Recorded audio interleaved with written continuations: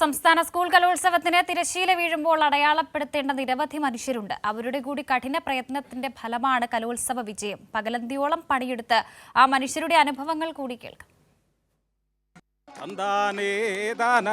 ദിനദന്താനം താനാ ആദിയില്ലല്ലൊരന്തമില്ലല്ലോ കുലക്കാലം പോയ യുഗത്തിൽ ആദിയില്ലല്ലൊരന്തമില്ലല്ലോ കുലക്കാലം പോയ യുഗത്തിൽ പെണ്ണ് വന്നേ കുറഞ്ഞാറു നട്ടേ കുലലക്കാലം പോയ യുഗത്തിൽ പെണ്ണ് വന്നേ ചെറുഞ്ഞാറു നട്ടേ കുലലക്കാലം പോയ യുഗത്തിൽ തന്താനേ താനാ ദിനദന്താനം താനാ.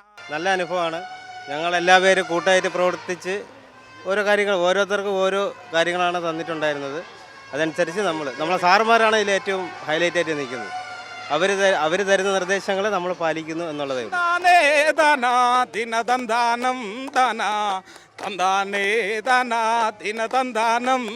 വളരെ നല്ലൊരു അനുഭവം തന്നെയാണ്. ഒരുപാട് കാര്യങ്ങളൊക്കെ പഠിക്കാൻ പറ്റി. ഇവിടെ ഞങ്ങൾ മെയിനായിട്ട് ഞങ്ങളുടെ ഡ്യൂട്ടി എന്ന് പറയുന്നത് ഇവിടെ ഫുഡ് സ്റ്റാളിലായിരുന്നു. അവിടെ ഭക്ഷണം സർവ് ചെയ്യാനുള്ളൊരു ഡ്യൂട്ടി ആയിരുന്നു.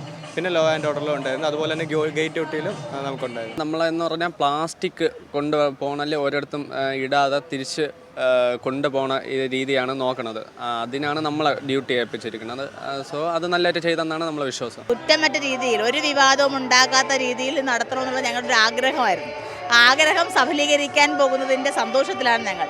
അതായത് നാളെ എന്തെന്ന് ചോദിക്കുക ഒരു ശൂന്യതയുണ്ട് ഞങ്ങളുടെ മുമ്പിൽ. കാരണം ഇത്രയും നാളുകൾ ഞങ്ങളെല്ലാവരും പ്രവർത്തന സജ്ജരായിരിക്കുകയായിരുന്നു. ഈ വർഷത്തെ കലോത്സവം നല്ല അടിപൊളിയായിരുന്നു.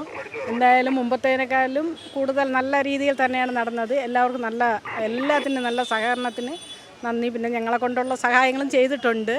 മാത്രമല്ല ഇപ്പോൾ എന്ന് പറഞ്ഞാൽ എല്ലാ സ്റ്റേജുകളും അടുത്തടുത്തല്ലല്ലോ, ദൂരെയല്ലേ.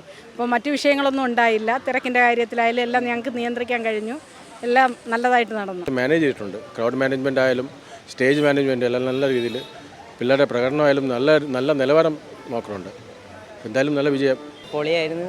പിന്നെ നമ്മളെ SPC കേഡറ്റ്സ് കുറേ കാര്യങ്ങൾ അറിയാൻ പറ്റി, കുറേ ആൾക്കാരെ കാണാൻ പറ്റി.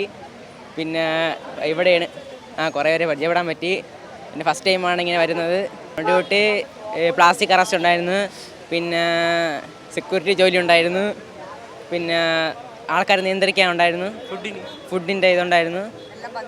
എല്ലാം ഭംഗിയാണ് ചെയ്തത്. പരാതികൾ ഏതുമില്ലാതെ 8 നാളുകൾ കടന്നു പോകുമ്പോൾ കൈമെയ് മറന്ന് രാവും പകലുമില്ലാതെ അധ്വാനിച്ച ഒരുപാട് മനുഷ്യരുണ്ട്.